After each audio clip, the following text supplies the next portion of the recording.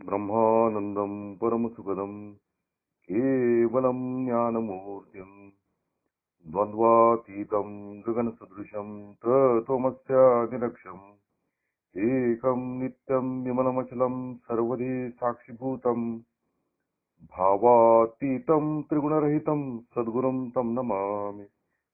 गुरुचरणप्रतापे पुण्यपापे जळाली त्रिभुवन समतीर्थे ज्ञानगंगे मिळाली। शुभाशुभ पाहता भावना राम झाली निशिदिनी गुरुराया उन्मनी झोप आली। श्रीराम समर्थ। चंद्रमे जे अलांछन मार्तंड जे तापहीन ते सर्वाही सदा सज्जन सोयरे होत। परमपवित्र ज्ञानेश्वरीतलं पसायदान आणि पसायदानामधलं हे 6वं चरण गुरुदेवांच्या सेवेसाठी आपण घेतलेलं आहे। आणि काल आपण बघितलं की चंद्रमे जे अलांछन या चरणाचं चिंतन आपण करत होतो आणि आपण बघितलं की भौतिक जगातला चंद्र आणि सद्गुरूरूपी संतरूपी चंद्र याच्यामध्ये फरक आहे। भौतिक जगातला जो चंद्र जो आहे आपला तो त्याच्यावरती विवर आहेत त्यामुळे त्याला लांछन असं आहे। दुसरी गोष्ट की हा चंद्र जो आहे तो स्वयंप्रकाशी नाहीये। सूर्याच्या तेजामुळे चंद्र प्रकाशित होतो, हा परप्रकाशी आहे। हा पृथ्वीचा उपग्रह आहे, पण संत हे स्वयंप्रकाशी आहेत। त्यांना दुसऱ्या कोणाच्या प्रकाशाची गरज नाहीये, ते स्वतः स्वयंभू आहेत। दुसरी गोष्ट,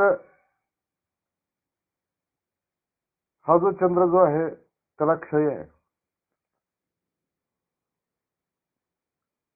म्हणजे पौर्णिमेला पूर्णाकार दिसणारा हा चंद्र हळूहळू कमी कमी होत होत होत ज्याला आपण कला म्हणतो ती कमी होत होत होत अमावस्येच्या दिवशी तो दिसेनासा होतो, काळा कुट्टा अंधार असतो। आणि आमचे संत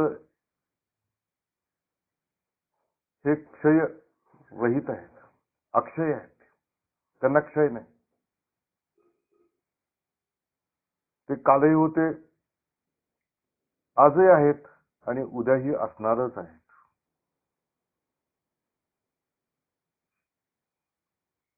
स्थल कालातीत आहेत, काळाच्याही पलीकडे जाऊन पोचलेले आहेत, काळाच्या माथ्यावरती पाय देऊन उभे आहेत। म्हणून कुठलंच लांछन संतरूपी चंद्राजवळ नाही आणि अत्यंत शीतलता देणारे आहेत आणि ती शीतलता साधकाच्या अंतःकरणामध्ये भरून राहते। आणि पुढे जाऊन माऊलीनं आणखीन एक विशेषण संतांना लावलेलं आहे आणि ते पण फार सुंदर आहे। माऊली असं म्हणते, मार्तंड जे तापहीन, मार्तंड जे तापहीन। प्रत्यक्ष सूर्य असं म्हटलेलं आहे त्याला, ज्ञान सूर्य। नेहमीच आपला जो सूर्य जो आहे तो ताप देणार आहे। भर 12च्या उन्हामध्ये अंगाची लाही लाही करतो, त्या उन्हामुळे अंग भाजून निघल्यासारखं होतं आणि त्यामुळे आपल्याला असं वाटतं की शक्यतो आता बाहेर जाऊ नये। आणि मग जे विदर्भातले जे भाग आहेत, नागपूर, सोलापूर, तिकडचे सगळे की जिथं तापमान हे 45 डिग्री वगैरे असू शकतं, 46, अक्षरशः असं सांगतात की लोक दुपारच्या वेळी कुठंही बाहेर पडत नाहीत.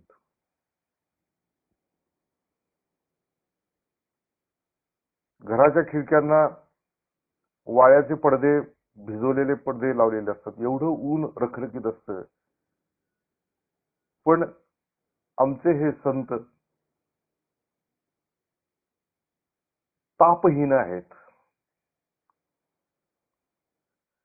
कुठलाही ताप त्यांच्यामुळे होत नाही. कारण ते ज्ञानसूर्य आहेत.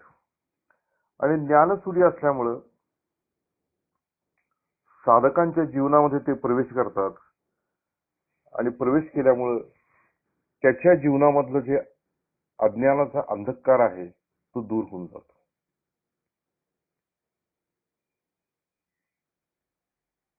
या जगतातला जो भौतिक सूर्य आहे तो उगवल्यानंतर चोरांना वगैरे भय असतं.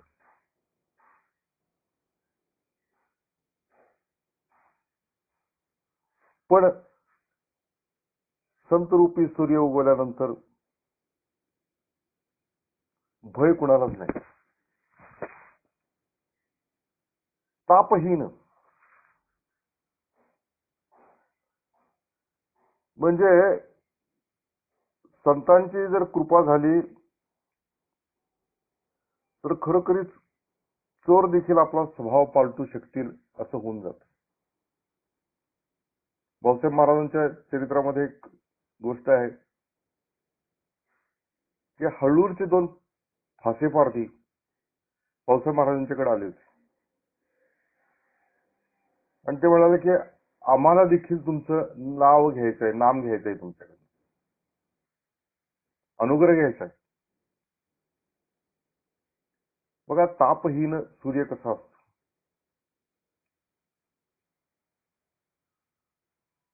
महाराजांनी ते ओळखलेलं होतंच अंतर्ज्ञानानं. ते म्हणाले काही हरकत नाही, मी तुम्हाला नाम देतो.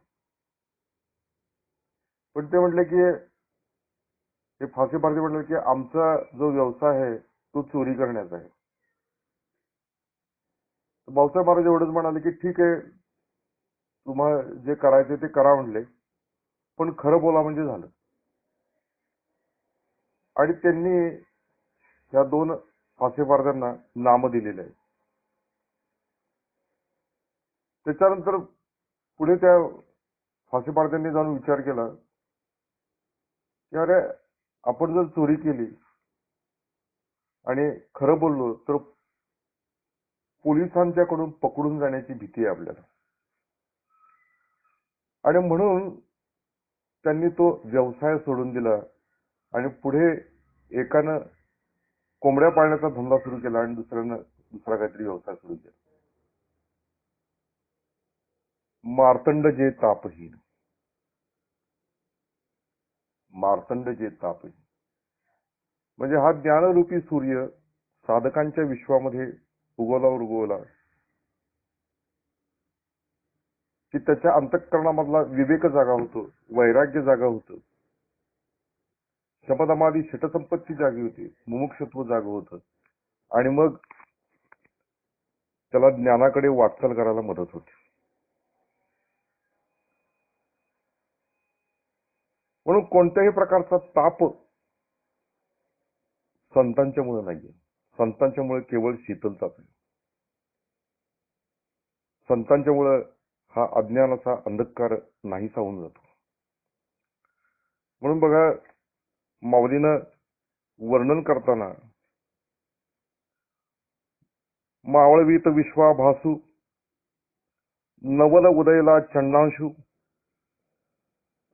अद्वयाब्जिनी विकास बंधू आता जो अविद्या राती रुसोनिया गिळी ज्ञान अज्ञान चांदणिया जो सुदिन करी ज्ञानिया स्वबोधात. 16व्या अध्यायात वर्णन केलेलं आहे. निवृत्तीनाथांचंच वर्णन आहे, पण ते संतांचंच वर्णन आहे. आणि संतांचं वर्णन असल्यामुळं की हा चंडांश म्हणजे सूर्य उगवला रे उगवला, जो मार्तंड तापहीन आहे तो उगवला रे उगवला, की काय होतं तर हा संपूर्ण विश्वाचा जो आभास आहे त्याला नाहीसा करून टाकतो.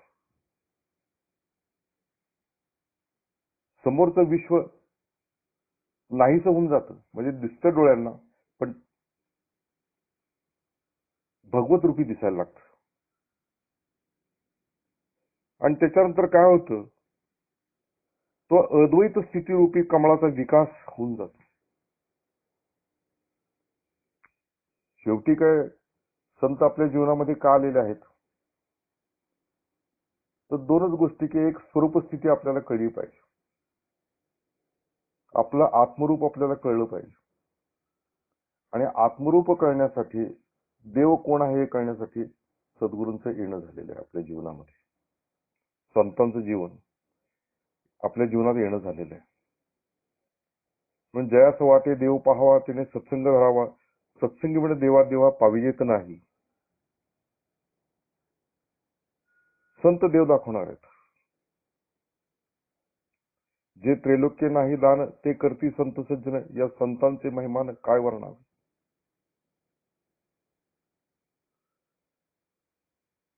जे कोणीही देऊ शकत नाही असं अद्वैत स्थिती, स्वरूप स्थिती सद्गुरू देणार आहेत, संत देणार आहेत. आणि म्हणून मार्तंड जे तापहीन,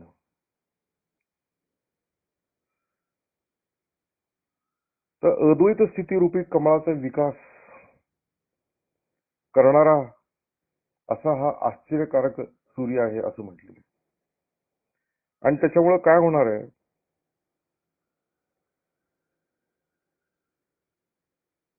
तर मायेच्या रात्रीचा नाश करून ज्ञान आणि अज्ञान रूपी चांदण्या नाहीशा करतो. आणि जो ज्ञानी लोकांना अध्यात्म ज्ञानाचा चांगल्या निरभ्र दिवसाची जोड करून देतो. फार सुंदर वर्णन आहे.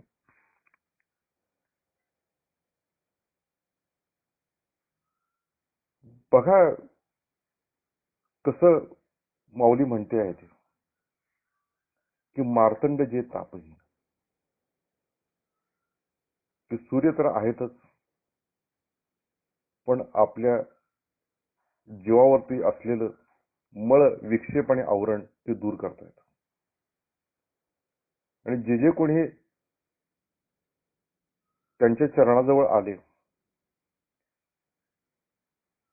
तर त्यांना असलेला ताप देखील ते नाहीसा करतात. पण त्यांच्याकडे बघितल्यानंतरच असं वाटतं, ते चालते ज्ञानाचे बिंब, तयाचे अवयव सुखाचे कोंब, एरवी माणूस पण ते भांब लौकिक बाग.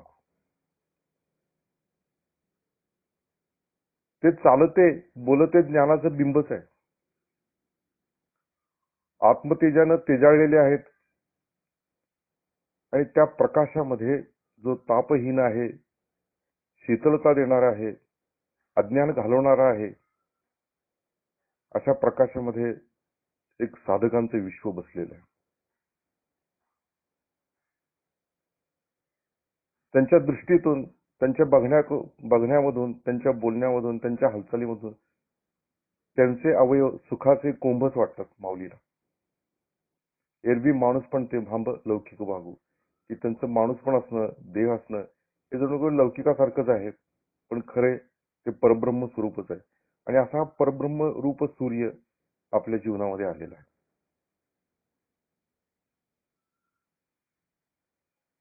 आणि त्यांच्या चरणाजवळ आपण बसलेलो आहोत. ते स्वतः ताप देत नाहीत, शीतलताच देतात. पण आपला भवताप जर काय असेल तर तो देखील दूर करतात. उपेंद्रनाथ मुखोपाध्याय ज्यांनी बंगालमध्ये वर्तमानपत्र वगैरे काढली सगळी, तर ते संसार तापानं अगदी दुःखी होऊन रामकृष्णांच्याकडे आलेले होते. रामकृष्ण भावावस्थेमध्ये बसलेले होते आणि आल्यानंतर त्यांनी नमस्कार केला उपेंद्रनाथ मुखोपाध्यायांनी. आणि त्यांनी विचारलं, रामकृष्णांनी विचारलं की काय पाहिजे. तर हे म्हणले की पैसा पाहिजे, पैसा पाहिजे. जा म्हणाले, पुष्कळ मिळेल तुला. आणि मग पुढे उपेंद्रनाथ मुखोपाध्यायाने एक छापखाना काढला, त्याच्यानंतर वर्तमानपत्र एक काढलं आणि त्याचा प्रचंड खप झाला. पण उपेंद्रनाथ मुखोपाध्याय हे रामकृष्णांचे अनुगत भक्त असल्यामुळं त्यांनी रामकृष्णांच्या सर्व भक्तांची अतिशय चांगली सेवा केली. पण जो आंतरिक ताप होता की आर्थिक विवंचना जी होती, तो ताप या मार्तंडहीन तापहीनामुळे सगळी दूर झाली. केवळ रामकृष्णांचे ते शब्दच होते, जा खूप मिळेल पैसा.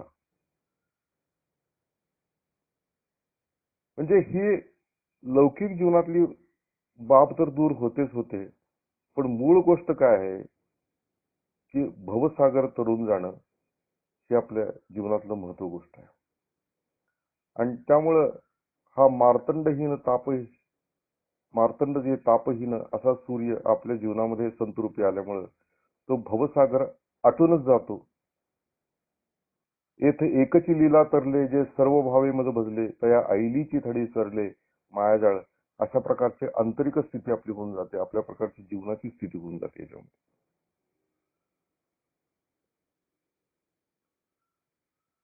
ते तापहीन सूर्य आपल्या जीवनामध्ये आल्यामुळं, सद्गुरू आपल्या जीवनामध्ये आल्यामुळं ते भवसागर, ते भवनदीचं पाणी ऐलीची थडी सोडून जाते. आणि आपल्याला आपल्या जीवनामध्ये तो स्वरूप सूर्य उगवतो, तो ज्ञान सूर्य उगवतो. नासे अज्ञान दुःख भ्रांती शीघ्रच ते ज्ञान प्राप्ती. तशा प्रकारची आंतरिक स्थिती आपली होऊन जाते. आणि ती केवळ सद्गुरूंच्या येण्यामुळे, संतांच्या आपल्या जीवनामुळे येण्यामुळे. म्हणून जे विशेषण माऊलीनं लावलेले ते अतिशय जबरदस्त आहे की मार्तंड जे तापहीन. ते ज्ञान सूर्य आहेत, रखरखीत अंगाची लाही करणारे भौतिक जीवनातले सूर्य नव्हेत, भौतिक जीवनामधला आपला सूर्य नव्हेत पूर्ण दिसणार. तर हा साधकांच्या विश्वामधला सूर्य आहे, ज्ञान सूर्य आहे. आणि तो ज्ञान सूर्य असल्यामुळं साधकांच्या जीवनामधलं अज्ञान दुःख भ्रांती सगळी नाहीशी करतो. त्यांचं जीवन शांत तृप्त समाधानी आनंदी करतो. मग साधक तृप्त होतो, तृप्तो भवती, मत्तो भवती, अमृतो भवती, आत्मारामो भवती. अशा प्रकारची त्याची स्थिती होऊन जाते. परमभाग्यानं सद्गुरूंचं आपल्या जीवनामध्ये येणं झालेलंच आहे. त्यांच्या शीतल अशा प्रकाशामध्ये आपण आपलं साधन करून ती ज्ञानप्राप्ती करून घेऊया. ती साधन करण्याची बुद्धी गुरुदेवांनी आम्हाला द्यावी अशी त्यांच्यासाठी प्रार्थना करूया. हरिओम तत्सत. राजाधिराज सद्गुरुनाथ महाराज की जय.